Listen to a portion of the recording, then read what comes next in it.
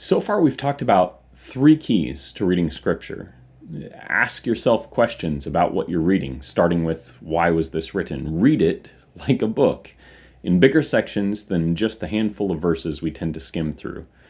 And third, yesterday, look for themes and read with those themes in mind. All of those are good guidelines for reading Scripture, and they'll benefit anyone who wants to seriously study the Bible. And each of them will ultimately lead to a richer and fuller understanding of the story God is telling. But there's one particular element that needs to be emphasized before we get much further. And that's guideline number 4. Don't do it alone. That's in all capital letters in my script. Don't do it alone. Now, this rule is not exclusionary. I'm not saying you should never read the Bible alone. In fact, that's a good practice to have. Reading the Bible alone in quiet and personal moments is good. It allows us time to contemplate, reflect, pray, and dwell on what we've read.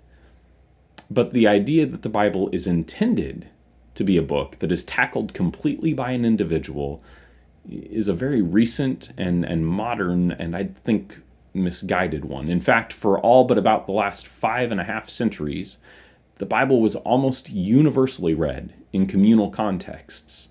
That's only 1/4 of Christian history and about 1/8 of the nearly 4,000 years since Genesis was probably written. The Bible is words from God to God's people. It's a book for all of God's people, not person. It carries implications for both the individual and the entire community. If you're reading Scripture on a regular basis, you are bringing to your reading a single voice, a single viewpoint, and a single personal history. Those things are of value in God using Scripture to speak to you. But one of the most beautiful things about reading Scripture as a community, discussing it, praying about it, and inviting God into that discussion together, is the way that God uses these words and the voices of the many readers to shape his people. I want you to think about this story from the book of Acts. It comes from chapter 8. Philip is sent by God to an Ethiopian man reading from the scroll of Isaiah, an Old Testament prophet.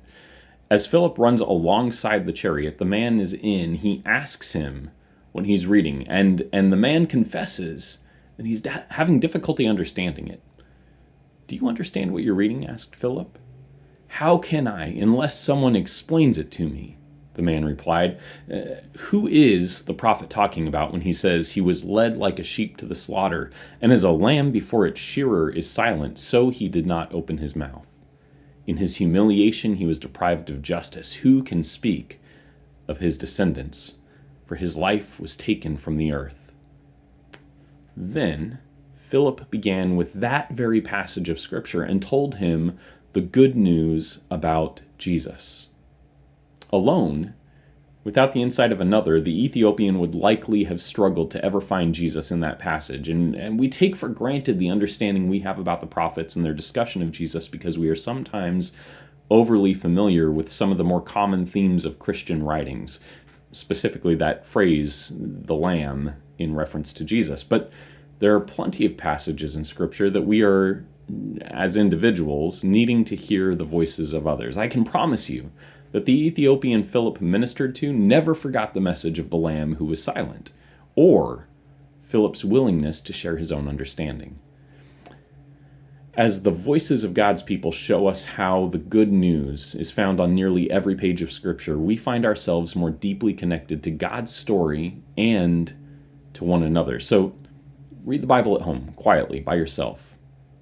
But then invite others into your reading as well.